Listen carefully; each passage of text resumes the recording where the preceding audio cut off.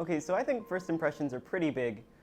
For me personally, I think that if you're going to be meeting a lot of people, or if it's going to be like a situation where you're meeting somebody important, that you really should just make sure that you look presentable. To me, first impressions don't really matter too much as long as you seem. Actually, they do. I take that back. I enjoy it, I think. I don't like people here. They're kind of douches and they're really into themselves. If you like come on too strong, like, yeah, I'm cool, I'm smoke cigarettes, you know, I'm earthy, I'm hip, like, still want to hang out with you. I don't know about you, but I was under the impression that it was going to be a lot more like quirky artists, and like okay. people were more or less more normal than I was expecting, which is a good thing, I guess. Really? Yeah, I was kind of expecting a lot more of like the indie community. Yeah. And I haven't seen much of that. My first impression was, it seems like a really cool school. It's really big. There's a lot of people here. I'm a transfer student, so my old school is much smaller. And my old school was in Boston. People are just dicks there. People are so much nicer here. I think the one thing that I think really solidifies my first impression of Columbia is like I was walking down the street and there's this dude in like a floor-length pea coat with like a pipe, like a corncob pipe in his mouth, and he's walking towards me on the street and he's got like long dark hair and he like looks at me while I'm wearing like a button up and he looks at me like I'm a weirdo. Like, how dare you wear nice clothing and not look like you're gonna murder everybody. So that's how I would sum up Columbia. Yeah.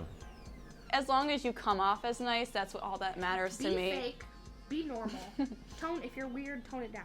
Yeah. People don't know how to handle it. I don't People know. don't know how to handle it. Well, I mean, like, you should be yourself, though. Tips for coming in is don't kind of sound like a pretentious asshole all the time, and that talking about whatever you do as your art is kind of douchey and nobody's gonna want to talk to you. If someone meows at me, I'm gonna probably stop Okay, yeah, talking. okay, yeah. If you come out and you have cat ears and you're like, meow, meow, meow, my name is Mr. Whiskers, I'm like, oh, no. Yeah, tone that down. Yeah. Everything else is Everything else, be yourself besides being a furry. It's like inviting somebody over to watch a movie, but like you're gonna fuck. I had my first Netflix and chill experience last year. I met this guy off Tinder. My first like Tinder date too. I always put on a horror movie because there's this psychological effect that, see, like horny, hungry, and angry, horny, hungry, and scared are all like the same shit. We hung out a few times before the incident, but when it happened, I was so shocked. I was at his place, we were just hanging out, and then all of a sudden, a tiny hard dick appears in front of my face, and I'm like, fuck, no. in front of your face? Well, like, near me. It's Did just you like go to get popcorn and it was like in the bowl? If the only way you can get off is if you have like the sound of SpongeBob reruns in the background, that's a whole different thing. I can work with that, but just be honest about what you want. So like if you're sort of hungry and then you get horny, you get like that hungry added on to the horny. Yeah. Well, here's what's happening. We were watching 21 Jump Street, and then like we were holding hands, and then in my hand was a tiny hard dick, and I was like, fuck no. So like it's the same with scared. So like if you're watching a scary movie and they're like really scared, and then like you put your arm around them, then they get that scared plus the horny. So yeah, it works real good. I think you're overthinking it. I Netflix and chill alone. Most of the time, I'm like, if anyone's doing that, I'm like, I gotta watch Scandal.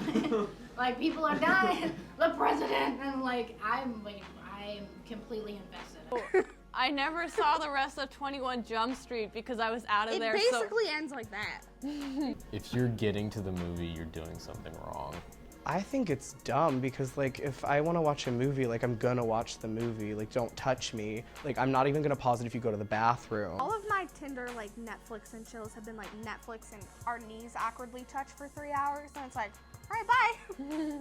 And then they won't text me back for like 3 days, and I'm like, oh, the Amy Schumer special didn't do it for you.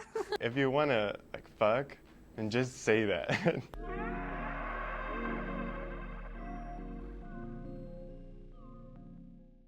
Snapchat is this app that lets you take various photos and then send them to your friends, and then they hang around for anywhere between like 1 and 10 seconds. I think Snapchat has done a fantastic job at revolutionizing sexting. And I really admire that because like it's so much easier and like you gotta respect that. People use Snapchat to send nudes. No, well, that's what it is initially. I exclusively use it to send my genitals to people. If someone sends me a picture, I'll just like type them back in that little thing. I'm I like never the get only those person that pictures. ever uses it. You never show me your genitals. I'd never show you my genitals. Bastard. I'm mostly friends on Snapchat with a lot of ladies, so you know, when is Val gonna send me a picture of her, you know what, you know, and be like, hey girl, what's up? Snapchat's good because like we send pictures to friends, but they're gone then after a certain amount of time. Except you can screenshot them, which to kind Or of if you defeats have a the purpose. jailbroken phone, it just stays there. You can choose to save the picture. People are weird about Snapchat, and that like people just add whoever they know like the first name of on Snapchat, and so you meet somebody and they're like, "Are you on Snapchat? Are you on Snapchat?" And then they just take a picture of the little grid on your phone, and then you're added on Snapchat, and then you're getting all these photos of them out partying.